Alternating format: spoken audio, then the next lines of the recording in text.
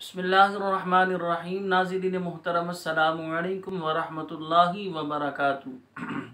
नाज़रीन मोहतरम, आज हम समाअत फरमाएंगे। उर्फ़ आम में ये बात बहुत ज़्यादा मशहूर है कि रोज़ी जो है वो औरत के नसीब से मिलती है और औलाद जो है वो मर्द के नसीब से मिलती है। इस जुमले की, इस बात की हकीकत क्या है?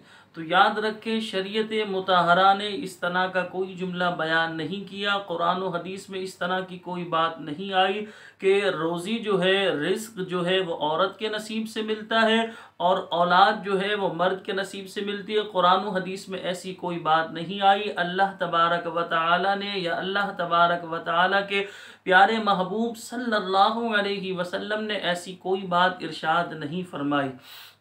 रोज़ी जो है, यानी कि जो घर का सरपरस्त होता है, अल्लाह तबारक व तआला उसे रोज़ी अता फरमाता है।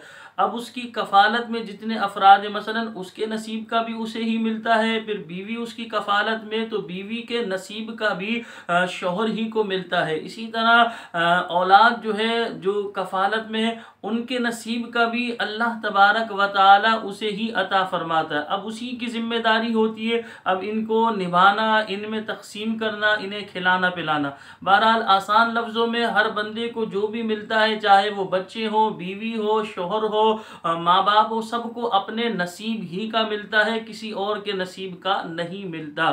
सही। इसी तरह ये जुमला कहना कि औलाद जो है वो शौहर के नसीब से होती है, ये बात भी गलत है। अब यहाँ ये ज़िम्नन ये समझ लीजिए, बाज़ दफ़ा ऐसा होता है किसी की शादी हुई और वो तरक्की कर गया, तो लोग जो है बीवी के लिए अच्छे कमेंट्स पास करना शुरू कर देते हैं, यानी कि इसके नसीब से ऐसा हो गया। हालांकि ऐसा नहीं है, अल्लाह तबारक व तआला ने इसे नवाजना था, इस शख्स को। इसी तरह बाज़ दफ़ा ऐसा भी हो जाता है कि किसी की शादी हुई और वो ज़वाल का शिकार हो गया, तो अब ऐसी सूरत में औरत ज़ात को ताना ज़नी का शिकार बनाया जाता है, औरत ज़ात पर तंज किया जाता है और उसको जो है तानो तशनी उसके साथ की जाती है और उसका माज़अल्लाह उसका दिल दुखाया जाता है, उसके लिए ख़राब जुमले इस्तेमाल किए जाते हैं। हालांकि शरई एतबार से ये बिल्कुल गलत तरीका है। उसके लिए ख़राब जुमले इस्तेमाल करना, याद रखें, गुनाह है, हराम है और जहन्नम में ले जाने वाला काम है। तो अगर इंसान ज़वाल का शिकार हुआ, ये इंसान के नसीब में लिखा हुआ था, इंसान की किस्मत में लिखा हुआ था, जिसकी वजह से इंसान ज़वाल का शिकार हुआ। और अगर इंसान ने उरूज पाया, तो अल्लाह तबारक व तआला ने इंसान के नसीब में लिखा हुआ था उरूज पाना, जिसकी वजह से इंसान ने उरूज पाया।